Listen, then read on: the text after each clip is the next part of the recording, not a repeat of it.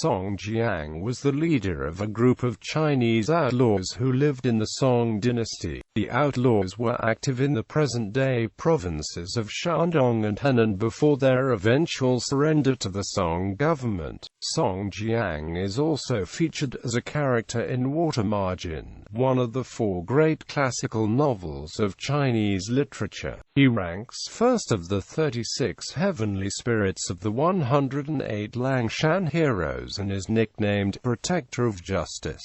Life. Song Jiang is mentioned in historical texts dating from the end of the reign of Emperor Huizong of Song. His place of birth and where he had been active are in dispute. One account from Pai Lingji says that Song Jiang rallied some fugitives to form a bandit army and they attacked travelers on the roads of Shandong. Another account from an unknown source says Song Jiang and his bandits originated from the north of the Yellow River and moved south towards the Hui River Valley. They invaded some 10 commanderies and were evidently regarded as more than just nuisance by the Song imperial court in Kaifeng. A palace memorial by Hu Meng survives in the historical text History of Song, which states, Song Jiang and 36 others crossed Qian Wei at will. Government troops number tens of thousands but none dared to oppose him.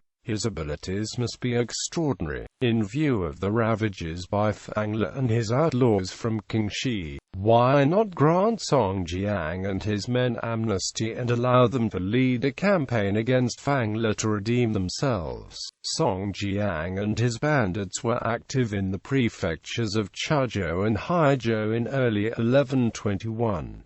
Their activities and subsequent defeat by government forces were recorded in the official biography of Zhang Shuye, the prefect of Haizhou. It states, Zhang Shuye asked his scouts where they had gone. They said that the bandits had made their way to the coast and seized control of 10 huge vessels. He recruited 1,000 men and planted an ambush in a nearby city. Next, he sent skirmishers to lure the bandits into battle. The best foot soldiers were stationed by the coast. When the armies clashed, the bandits' ships were then burned. When the bandits heard that, they lost the will to fight. The army lying in ambush then attacked and captured many of the bandits. Then Song Jiang surrendered. The eventual fate of the historical Song Jiang is unknown after surrender to the government. In fiction, Song Jiang's fictional association with the Liangshan outlaws has a long history. Folk stories from the Liangshan region speak of 36 huge banners and 72 smaller banners of local bandits, possibly a reference to the original 36 companions of Song Jiang. Background. In the novel Water Margin, Song Jiang is described as a dark-complexioned man 6 kai in height, with eyes like those of a phoenix and a big squarish mouth. He is from Yuncheng County and serves as a clerk of the magistrate in the local county office.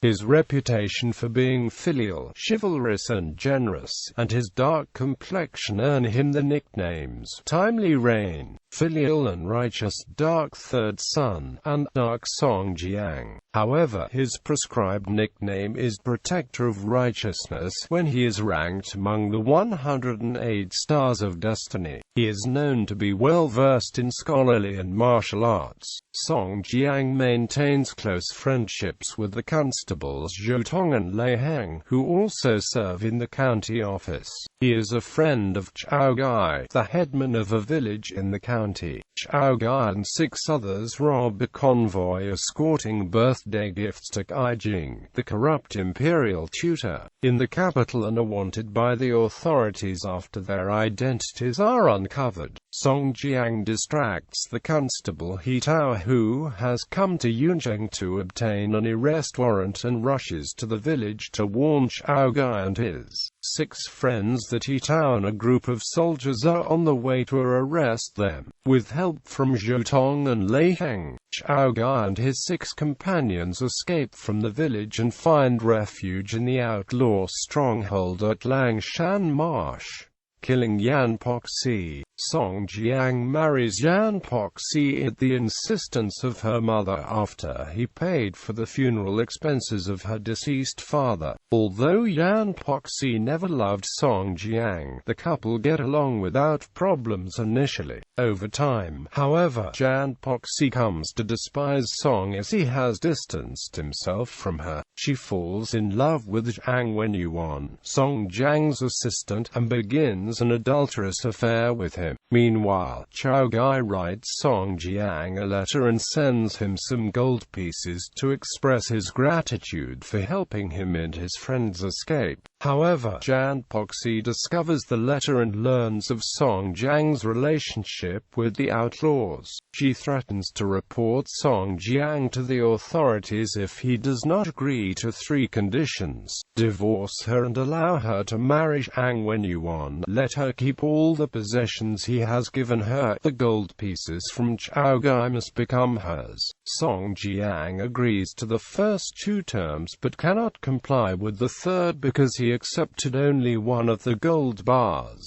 They have a brawl over the letter and Song Jiang kills Yan Poxy in anger after she threatens to accuse him in court. With help from Zhotong and Liang, he escapes from Yuncheng County and becomes a fugitive. Becoming an outlaw, Song Jiang flees to Kangzhou and takes shelter in Chai Jin's residence. Later, he travels to Qingfeng Fort to join his friend Hua Rong and along the way befriends 3 bandit chiefs at Mount Qingfeng. He also stops Wang Ying from raping the wife of Lu Gao, the official in charge of Qingfeng Fort. However, Lu Xiao's wife repays Song Jiang's kindness with evil by accusing him of being the kidnapper who tried to rape her. Lu Gao believes his wife and has Song Jiang arrested and imprisoned. Hua Rong and the Qingfeng bandits rescue Song Jiang from prison, defeat government forces together, and kill Lu Gao and his family in revenge. Song Jiang leads them to Liangshan marsh to join the outlaw band there, but he leaves them halfway. That is because he receives news that his father had died when he was on the run, so he immediately rushes back to Yuncheng County and is surprised to see that his father actually had faked death because he misses his son and wants him to come home.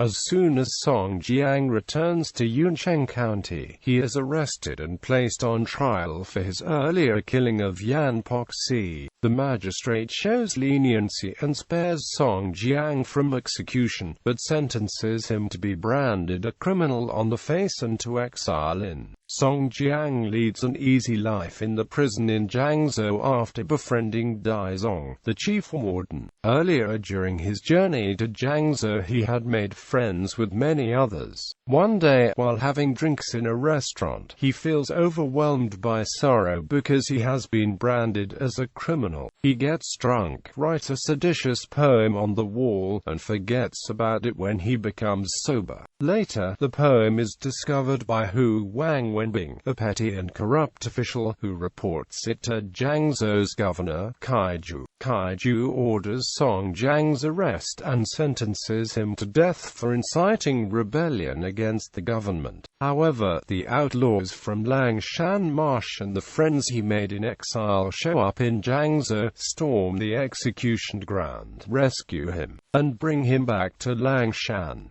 Song Jiang feels very grateful to the outlaws for saving his life and decides to join them. As chief of Liangshan, as the second highest leader of Liangshan, Song Jiang often leads the outlaws in battles against Liangshan's enemies, such as forces sent by the emperor, the Zhe family village and the Zheng family fortress.